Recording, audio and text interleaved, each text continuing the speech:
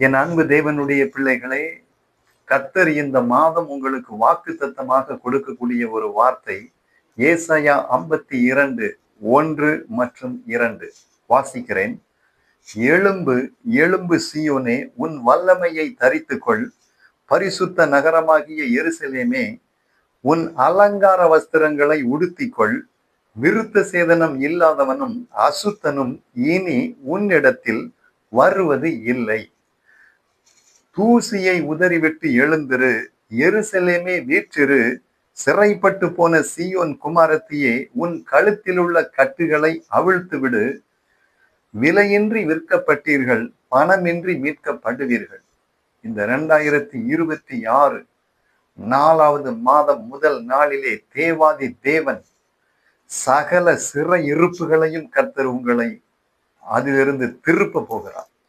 தெற்கத்தி வெள்ளங்களை திருப்புவது போல உங்கள் சிறையிருப்பை திருப்ப போகிறார். கர்த்தர் இந்த மாசம் அதைத்தான் செய்ய போகிறார். பாருங்கள், எழும்பு, எழும்பு சீயோனே, உன் வல்லமையை தரித்துக்கொள். இந்த மாதத்தில கர்த்தர் உன்னை அழைத்த அழைப்பு, கர்த்தர் உங்கள் மேல் வைத்த அபிஷேகம், கர்த்தர் உங்களுக்கு தந்த ஊழியம், கர்த்தர் உங்களுக்கு தந்த வாக்குத்தத்தம், நீங்கள் ஆண்டவரை புதிதாக ஏற்றுக்கொண்ட பொழுது உபவாசத்திலும் ஜெபத்திலும் ஆண்டவரை எப்படி அவரோடு கூட நடந்தீர்கள், மோசையை போல, நோவாவை போல, மீண்டும் ஆண்டவருக்காக நீங்கள் தூசியை உதறிவிட்டு எழுந்து பிரகாசிக்கக்கூடிய நாட்கள் வந்து விட்டது. உங்களை அழைத்தவர் ஒரு மனிதன் அல்ல, தேவாதி தேவன், யெகோவா தேவன், இயேசு கிறிஸ்து உங்களை அழைத்திருக்கிறார். ஆனபடியினால் இந்த வாக்குத்தத்த வார்த்தை தான் கர்த்தர் உங்களுக்கு சொல்லுகிறார். உன் அலங்கார வஸ்திரங்களை உடுத்திக்கொள். இரட்சிப்பின் வஸ்திரம், துதியின் ஆடை, பரிசுத்த வஸ்திரத்தை அவர் இரத்தத்தை சிலுவையிலே சிந்தி நமக்கு தந்தார். பரலோகத்தில் மிகப்பெரிய ஒரு கூட்டம் வெண் ஆடையை தரித்து கையிலே குருத்தோலையை பிடித்து கொண்டு மிக திரளான கூட்டம் வந்ததை யோவான் பார்த்த பொழுது, இவர்கள் யார், எங்கே இருந்து வந்தவர்கள் என்று கேட்ட பொழுது, இவர்கள் மிகுந்த உபத்திரவத்தில் இருந்து வந்தவர்கள், ஆட்டு குட்டியானவருடைய இரத்தத்திலே தங்கள் வஸ்திரத்தை வெளுத்து தோய்த்தவர்கள், கர்த்தராகிய தேவன் இவர்கள் நடுவில் வாசமாய் இருப்பார், ஜீவ தண்ணீர் அண்டைக்கு இவர்களை நடத்துவார், இவர்கள் இனி தாகமாய் இருப்பதும் இல்லை, பசியாக இருப்பதும் இல்லை. ஆம், கர்த்தர் நீங்கள் வெண் வஸ்திரத்தை உங்களுக்கு தருகிறார். அந்த வஸ்திரம் துதியின் ஆடையாக இருக்கிறது, பரிசுத்த வஸ்திரமாக இருக்கிறது, இயேசுவின் இரத்தத்தால் தோய்த்து வெளுத்ததாக இருக்கிறது. யோசுவா என்கிற பிரதான ஆசாரியன் அழுக்கு வஸ்திரம் தரித்தவனாய் தேவ சமூகத்தில் நின்ற பொழுது, அவன் மீது குற்றம் சாட்டும் பொருட்டு பிசாசு அங்கே நின்ற பொழுது, கர்த்தர் அவனை கடிந்து கொண்ட அவனுக்கு புதிய வஸ்திரங்களை தரித்து, தலைப்பாகையை தரித்து அவனை மீண்டும் ஊழியத்திலே உறுதிப்படுத்தினது போல, இந்த வார்த்தையை கேட்டுக்கொண்டிருக்கிற உங்கள் குடும்பம் ஏதோ ஒரு சூழ்நிலையில தாவீதின் கூடாரம் விழுந்து கிடக்கிறதை போல கிடக்கிறதா? இன்று தீர்க்க தரிசனமாக சொல்லுகிறேன், தாவீதின் கூடாரத்தை மீண்டும் திரும்ப எடுத்து சீர்படுத்தி செம்மைப்படுத்தி அடைப்புகளை சரி பண்ணி உறுதிப்படுத்தி கட்டினது போல உங்கள் குடும்பத்தை, உங்கள் ஊழியத்தை, உங்கள் சபையை, உங்கள் ஆரோக்கியத்தை, உங்கள் ஆசீர்வாதத்தை தேவன் மறுபடியும் எடுத்து கட்டக்கூடிய நாட்கள் வந்துவிட்டது. இனி அசுத்தனும் விருத்த சேதனம் இல்லாதவனும் குறிகாரனும் ஏவல் செய்கிறவனும் ஜோசியக்காரனும் சர்ப்பத்தின் ஆவியை ஏவக்கூடியவன் சத்துரு ஒருத்தனுமே உங்க வாழ்க்கையில குறுக்க வரக்கூடாது என்றால், கர்த்தர் உங்களுக்கு தந்த அலங்கார வஸ்திரத்தை நீங்கள் உடுத்தி கொள்ளுங்கள் தேவனுடைய பிள்ளைகளை. ஒருவர் போலீஸ் அதிகாரியாக இருக்கிறார் என்றால் அவர் அந்த சீருடையை அணிந்தால்தான் அது அவருக்கு அங்கே மதிப்பு. கர்த்தர் தந்த அலங்கார வஸ்திரத்தை நீங்கள் உடுத்தி கொள்ள வேண்டும் தேவனுடைய பிள்ளைகளே. ஆம், அப்பொழுதுதான் அவன் இனி உங்களிடத்தில் அவன் வரவே மாட்டான். மட்டுமல்ல, நீங்கள் தூசியை உதறிவிட்டு நீங்கள் எழுந்திருக்க வேண்டும் என்று வேதம் சொல்லுகிறது. ஆம், தூசியை உதறிவிட்டு தான் நீங்கள், தூசி என்கிறது கவலைகளையும் ஐஸ்வர்ய மயக்கங்களையும் பாவத்தையும் மரண அனுபவத்தையும் ஆவிக்குரிய வீழ்ச்சியையும் குறிக்கிறது. நீங்கள் தூசியை உதறிவிட்டு எழும்ப வேண்டும். ஏன் கவலைப்படுகிறீர்கள்? உங்கள் ராஜா முன் செல்லுகிறார், தேவைகளை சந்திக்கிறார், ஆறுதல் படுத்துகிறார், உற்சாகப்படுத்துகிறார், தோள் மேல் வைத்து சுமக்குகிறார், தேவைகளை சந்திக்கிறார், கண்ணீரை துடைக்கிறார், அற்புதம் செய்கிறார். எகிப்து தேசத்தில் இருந்து புறப்பட்ட நாட்களிலே செய்தது போல உன்னை நான் அதிசயங்களை காண பண்ணுவேன் என்று கர்த்தர் சொல்லுகிறார். ஆம், அவர் உங்களுக்குத்தான் அதிசயங்களை செய்ய போகிறார். நீங்கள் தூசியை உதறிவிட்டு எழுந்திருங்கள் என்று ஆண்டவர் சொல்லுகிறார். எழும்பி பிரகாசி, உன் ஒளி வந்தது, கர்த்தருடைய மகிமை உன்மேல் உதித்தது, கர்த்தர் உன்மேல் உதிப்பார். இருள் பூமியையும் காரிருள் ஜனங்களையும் மூடும், ஆனாலும் கர்த்தருடைய மகிமை உன்மேல் உதிக்கும். எழும்பு, முந்தின நாட்களில் எழும்பினபடி எழும்பு. தூங்குகிறவர்களை விட்டு நீ எழும்பினால் கிறிஸ்து உன்னை பிரகாசிப்பிப்பார் என்று வேதம் சொல்லுகிறது. ஆம், அல்லேலூயா. நீ விசுவாச தேவனுடைய பிள்ளையே, நீ தூசியை உதறிவிட்டு எழுந்திரு என்று ஆண்டவர் சொல்லுகிறார். உன் அலங்கார வஸ்திரங்களை நீ உடுத்திக்கொள் என்று ஆண்டவர் சொல்கிறார். உன் வஸ்திரத்தை கரைபடுத்தும்படி, உன் வஸ்திரத்தை உரிந்து போடும்படி, உன் ஸ்தானத்திலிருந்து உன்னை தள்ளும்படி மனுஷன் கண்ணி வைப்பான், பிசாசு கண்ணி வைப்பான். யோபுவின் மேல் பிசாசு கண் வைத்தான். நீ என் தாசனாகிய யோபுவின் மேல் கண் வைத்தாயோ என்று வேதம் சொல்லுகிறது. அவன் யாரை விழுங்கலாம் என்று கெர்ஜிக்கிற சிங்கத்தை போல வகை தேடி சுற்றி திரிகிறான். ஆனாலும் சங்கீதம் சொல்லுகிறது, அவர்களுடைய பற்களுக்கு நம்மை இரையாக ஒப்புக்கூடாதிருக்கிற தேவனுக்கு ஸ்தோத்திரம். கர்த்தர் தாமே நமது பக்கத்தில் இல்லாவிட்டால் நம்மை உயிரோடு விழுங்கி இருப்பார்கள்.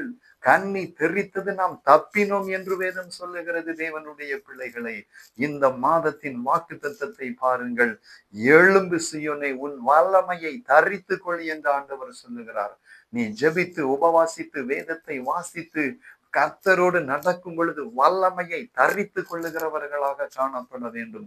எகிப்து தேசத்தில் உள்ள மக்களை விடுவிக்க மோசையை அனுப்பின பொழுது தேவன் முச்செடியிலிருந்து வல்லமையை அவனுக்கு கொடுத்தார். சீனாய் மலையிலிருந்து மோசை ஜெபித்து விட்டு இறங்கின பொழுது அவனுடைய முகத்தை யாரும் பார்க்க முடியாத அளவுக்கு பிரகாசமாக இருந்தது. மறுரூப மலையிலே நம் ஆண்டவராகிய இயேசு ஜெபித்த பொழுது அவருடைய வஸ்திரம் வெண்மையாக பிரகாசித்தது, அவருடைய முகம் சூரியனை போல பிரகாசி. அல்லேலூயா. யாக்கோபு தேவனை அவன் நோக்கி இரவு முழுவதும் ஜெபித்து விட்டு பகல் வேளையிலே சகோதரனை பார்த்து பேசின பொழுது அவன் சொன்னான், உம்முடைய முகம் தேவ தூதனை போல இருக்கிறது என்று சொன்னான். அவருடைய முகத்தை நோக்கி பார்க்கிறவர்கள் வெட்கப்பட்டு போவது இல்லை. தேவனுடைய பிள்ளைகளை, ஆம், அல்லேலூயா. சந்தோஷமாக இருங்கள். தரிசனம் தாமதித்தாலும் அது நிச்சயமாக வரும். அந்த நெகேமியா அந்த மதிலை கட்டி எழுப்பின பொழுது சத்துருக்கள் கேள்விப்பட்டு சொன்னார்கள், இந்த மதின் மேல் ஒரு நரி ஓடினாலும் அது விழுந்து போகும் என்று பரியாசம் பண்ணின பொழுது, நான் பெரிய வேலையை செய்கிறேன் என்று அவர்களுடைய தந்திரத்திற்கு இடம் கொடுக்காமல் ஒரு கையிலே பட்டயத்தையும் ஒரு கையிலே செங்கலையும் எடுத்து அலங்கத்தை எழும்பி கட்டுவோம் வாருங்கள் என்று சொல்லி 52 நாட்களில் அந்த அலங்கத்தை கட்டி முடித்தது போல இன்றைக்கு உன் வாழ்க்கையில இடிஞ்சு கிடக்கக்கூடிய அந்த மதில்களை என் தகப்பனாகிய இயேசு கட்டி எழுப்ப போகிறார். தேவனுடைய பிள்ளையே, உங்களை அப்படியே விடக்கூடிய ஆண்டவர் அல்ல. உன் சீயோனை கட்டி தமது மகிமையில் வெளிப்பட போகிறார் என் ஆண்டவராகிய இயேசு. ஹல்லேலூயா. ஆண்டவர் நல்லவர். தேவனுடைய பிள்ளைகளை, நீங்கள் உங்கள் வல்லமையை தரித்து கொள்ள வேண்டும். ஹல்லேலூயா. ஆபரணங்களிலோ ஆடைகளிலோ சொத்து சுகங்களிலோ கோட்டு சூட்டிலோ பெரிய ஆலயத்திலோ திரளான ஜனங்கள் மத்தியிலோ அந்த வல்லமையை நாம் பெற்றுக்கொள்ள முடியாது. தேவனும் நாமும் ஹல்லேலூயா ஜெப அறையிலே தேவனோடு போராடி மோசையை போல ஹல்லேலூயா தேவ வல்லமையினால நிறைய பட்டவர்களாக நாம் தேவனுக்காக எழும்ப வேண்டும். ஹல்லேலூயா. ஸ்தோத்திரம், ஸ்தோத்திரம். உங்களை பார்க்கிறவர்கள் உங்கள் முகத்தை பார்த்தவுடனே இவன் இயேசுவின் பிள்ளை, கர்த்தருடைய ஊழியக்காரன் என்று சாட்சி கொடுத்து பிசாசுகள் நடுங்கும்படியாக நீங்கள் வாழ வேண்டும். ஆம், உங்கள் வல்லமையை நீங்கள் தரித்து கொள்ள வேண்டும். உலகம் உங்களை தூற்றலாம், உலகம் உங்களை அற்பமாக நினைக்கலாம். ஹல்லேலூயா. ஆனால் இந்த உலகத்தை அசைக்கக்கூடிய, கலக்கக்கூடிய, ஆசீர்வதிக்கக்கூடிய ஹல்லேலூயா வல்லமை உங்களுக்குள்ளதான் இருக்கிறது. ஆமென். ஹல்லேலூயா. ஜெபிக்கக்கூடிய தேவனுடைய பிள்ளைகளை, எலிசா இறந்த பின்பும் அவனுடைய எலும்புகளில் ஒரு பிரேதத்தை போட்ட பொழுது உயிரோடு எழும்பினது. ஒரு செத்து போன தீர்க்கதரிசியினுடைய எலும்பிலிருந்து ஒருத்தனை உயிரோடு எழுப்பக்கூடிய வல்லமை புறப்படுமானால் என் இயேசுவின் இயேசுவின் நாமத்தில் நீ தேவ சமூகத்திலே முழங்கால் படியிட்டு ஜெபித்தால் மரித்தவர்களை எழுப்பக்கூடிய வல்லமை உன் மீது இறங்காத தேவனுடைய பிள்ளையே. எசேக்கியேல் எலும்பு பள்ளத்தாக்கிலே நின்ற பொழுது இந்த எலும்புகள் உயிரடையுமா, அது உமக்கே தெரியும் என்று சொன்ன பொழுது, நீ தீர்க்க தரிசனம் உரைக்க வேண்டும் என்று சொன்ன பொழுது, அல்லேலூயா, அவன் உரைத்த பொழுது பரிசுத்த ஆவியானவர் காற்று முழக்கமாக வந்து அந்த எலும்புகளுக்குள் ஊடுருவின பொழுது கர்த்தருக்கென்று ஒரு சேனையாக எழும்பி நின்றது. இன்று நம்முடைய இந்திய தேசம், உலக நாடுகள் ஆண்டவரை அறியாமல் எத்தனையோ வாலிபர்களும் எத்தனையோ அவிசுவாசிகளும் உலர்ந்த எலும்புகளை போல கர்த்தருடைய வருகைக்கு ஆயத்தம் இல்லாமல் சிதறி கிடக்கிறார்களே. ஆண்டவருடைய அன்பின் தீர்க்க தரிசனத்தை, சிலுவையில் அவர் வடித்த இரத்தத்தை, உயிர் தெழுந்த வல்லமையை, இயேசுவின் நாமத்தை நாம் தீர்க்க தரிசனமாக சொல்லும் பொழுது உலர்ந்த எலும்புகள் உயிர் பெறும், மரித்தவர்கள் எழும்புவார்கள், கர்த்தர் அற்புதங்களை செய்வார். அதற்காகத்தான் உன்னை தேவன் அழைத்தார். ஹல்லேலூயா. நாட்களை விருதாவாய் கழித்துக் கொண்டு பணத்தை சேகரிப்பதற்கு அல்ல, உன் தேவைகள் பரலோகத்திலிருந்து சந்திக்கப்படும். நான் என்ன செய்ய சித்தமாக இருக்கிறீர் என்று தேவாதி தேவனோடு முகமுகமாய் நீ பேச வேண்டும். தேவனுடைய பிள்ளையே, நியாயாதிபதி வாசல் அருகே வந்து விட்டார். இனி காலம் செல்லாது. ஹல்லேலூயா. நாட்கள் பொல்லாதவைகளாக இருக்கிறபடியினால் காலத்தை பிரயோஜனப்படுத்திக் கொள்ளுங்கள் என்று ஆண்டவர் சொல்லுகிறார். ஹல்லேலூயா. யூடியூப்களிலும் பேஸ்புக்கிலும் இன்ஸ்டாகிராமிலும் பொழுது போக்கிக் கொண்டு எத்தனையோ காரியங்களை பார்த்து கொண்டு நீங்கள் என்ன செய்து கொண்டிருக்கிறீர்கள்? ஆண்டவர் இன்று உங்களை அழைக்கிறார். வல்லமையை தரித்து கொள்ளும்படியாக, தூசியை உதறிவிட்டு எழும்பும்படியாக தேவன் இயேசு உங்களை அழைக்கிறார். ஹல்லேலூயா. கர்த்தர் உங்களை பயன்படுத்த, ஆசீர்வதிக்க கரம் பிடித்து, ஹல்லேலூயா, உன் மூலம் நான் செய்யும் காரியங்கள் பயங்கரமாக இருக்கும். இஸ்ரவேலே, நீ என் தாசன், உன்னில் நான் மகிமைப்படுவேன் என்று ஆண்டவர் சொல்லுகிறார். பயப்படாதிருங்கள். குடும்பமாக, சபையாக, தனி நபராக, தேசமே பயப்படாதே. மகிழ்ந்து கலிகூறு. கர்த்தர் பெரிய காரியங்களை செய்வார். இந்த மாதமும் கூட உங்களுக்கு நான் சொல்லுகிறேன், உங்கள் அலங்கார வஸ்திரங்களை தரித்து கொள்ளுங்கள். உங்கள் பேச்சையும் உங்களுடைய உடையும் உங்களுடைய பார்வையும் உங்களுடைய ஜெபமும் நீங்கள் தேவனுடைய வல்லமையான அவருடைய பிள்ளைகள் என்று வெளிப்படுத்த வேண்டும். தேவனுடைய பிள்ளைகளை, நீங்கள் தூசியை உதறிவிட்டு எழுந்திருக்க வேண்டும். உங்களை யாரும் இனிமேல் அடிமை ஆவது இல்லை. பயப்படாதே, நான் உன்னை மீட்டுக் கொண்டேன்.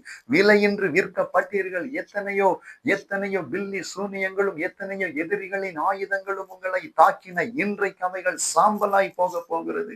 உங்கள் வீட்டிலே ஒரு விடுதலை வரப்போகிறது. வீட்டை சுற்றிலும் ஒரு சமாதானத்தை தேவன் தரப்போகிறார். உங்கள் பிள்ளைகளுடைய சிறையிருப்பை திருப்ப போகிறார். பிள்ளைகளுக்கு சமாதானத்தை கொடுக்க போகிறார். இனி அந்த ஆயுதங்கள் வாய்க்காது. தேவன் உங்கள் வீட்டை உயர்த்த போகிறார். தேவனுடைய பிள்ளைகளை, உங்கள் முகம் சந்தோஷத்தினாலும் சமாதானத்தினாலும் நிறைய போகிறது. கர்த்தர் உங்களுக்கு சமீபமாக இருந்து உங்கள் ஜெபத்தை கேட்டு தினந்தோறும் கூட இருந்து நடத்த போகிறார். நீங்கள் அதிசயங்களை பார்க்க போகிறீர்கள். ஆம், இந்த மாதம் உங்களுக்கு வாக்குத்தத்தம். எழும்பு சீயோனே, உன் வல்லமையை தரித்துக்கொள், உன் அலங்கார வஸ்திரங்களை உடுத்திக்கொள். விருத்த சேதனம் இல்லாதவனும் அசுத்தனும் இனி உன்னிடத்தில் வருவது இல்லை. ஆமேன். ஹல்லேலூயா. தூசியை உதறிவிட்டு எழுந்திரு.